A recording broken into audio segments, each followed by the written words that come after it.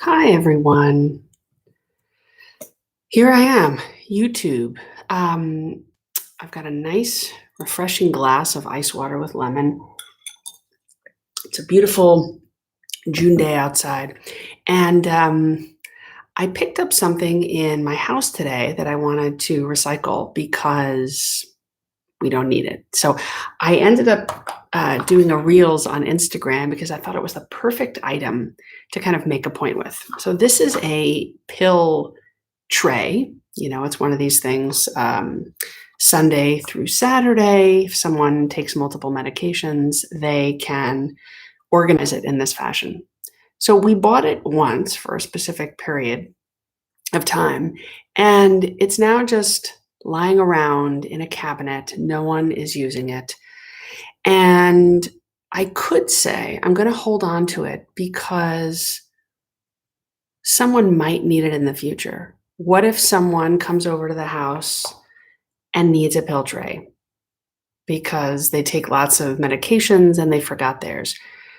So then we'll be able to have it. I could hold on to it for that reason, or I could say it's not serving my family. It's not being utilized. It's just lying fallow in some cabinet, taking up space. So I can let it go. Someone could also say, well, what if you need it one day? Okay, if I need it one day, if I absolutely need this thing one day, I will have to go out and buy another one. So the question becomes, would you prefer to not have to buy another one, or to tell your guest who's coming overnight that I'm sorry, I actually don't have a pill tray for you? Would you prefer that and holding on to it, or letting it go and having that space? So for me, the answer is always quite crystal clear. If I were to hold on to all of these items that one day I might need, that one day somebody might need, I would be holding on to a lot of different things. So this is going into the recycling bin, okay? And I'm also here to tell you that it's okay.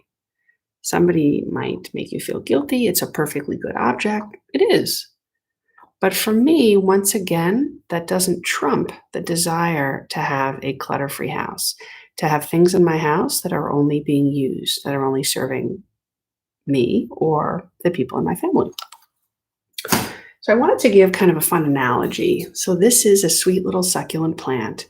And when these guys um, when part of their leaves, when part of them dies, these leaves, they fall off, right? They sort of get dried out and then they just fall off, or they become very loosely attached, and they're slowly, falling off. When that happens, do we leave the bunch of these desiccated dead leaves around it? I mean, assuming you notice it, right? If you notice them, you'll probably pick them up and throw them out. You'll toss them out. Why? Because those leaves have served their life. Their life has come to an end. And the other parts of this beautiful succulent, ooh, look at those. They're so juicy. The leaves are fine, right? We hold on to the healthy ones. We're not going to pluck off a healthy one. So that's my analogy for when there are pieces of papers in our house that are kind of dead to us. They're no longer doing their job. They've done their job. We don't need them anymore. That's the time to throw it out. So maybe think about it like that. If you kind of roam around through your house, certain pieces of paper might stick out at you, kind of like dead leaves. Like, oh, that served its purpose. That's done. I no longer need this. Time to throw it out, right? If you keep it that simple conceptually, if you keep the concept very simple, it becomes easier. It's once we get in our heads and start arguing back and forth, the merits of the pros of holding on to it versus the cons. That's when it gets tricky and we have multiple voices in our head. But if we just keep it as simple as, is this a dead leaf or is this a live leaf? Is this something that's alive in our house? Someone's going to pick it up. Someone's going to utilize it. Someone needs it. Someone wants it. Versus this has been in a pile for months, for years. We don't need it. It doesn't seem like we want it because no one's touching it. These are the secrets. This is all that it's about. It's about being honest with yourself about, do you need it? Do you want it? Do you really want it? Not do you feel guilty, so therefore you'll hold on to it. Not you're worried that you might need it, so therefore you hold on to it. Not because somebody made a comment about, how could you throw this away, so you hold on to it. It's, do you want this anymore? And do you need this anymore?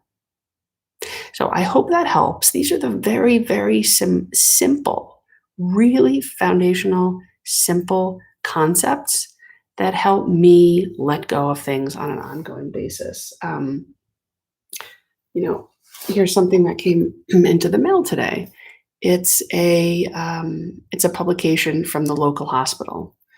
And I don't think I'm going to be reading about innovative cartilage treatments or this hospital's COVID floor. And I saw healthy summer recipes. Okay, so what you do is you kind of go there if you're interested, right? And you take a look. Can't find it right now. But the point is, am I going to make this? You think, well, how do I know? You kind of know. You kind of know. You know who you are. You know yourself best. Is it the end of the world to hold on to it, see what happens, see if you might need it? Of course not. When we do that type of thing, when we make that decision, though, times 1,000, we hold on to thousands of things that we're not touching, that are simply causing clutter in our house. So it's being honest at that point of decision making. Honesty wins out. If you're honest with yourself, if you know you and what your needs are, what your tendencies are, right?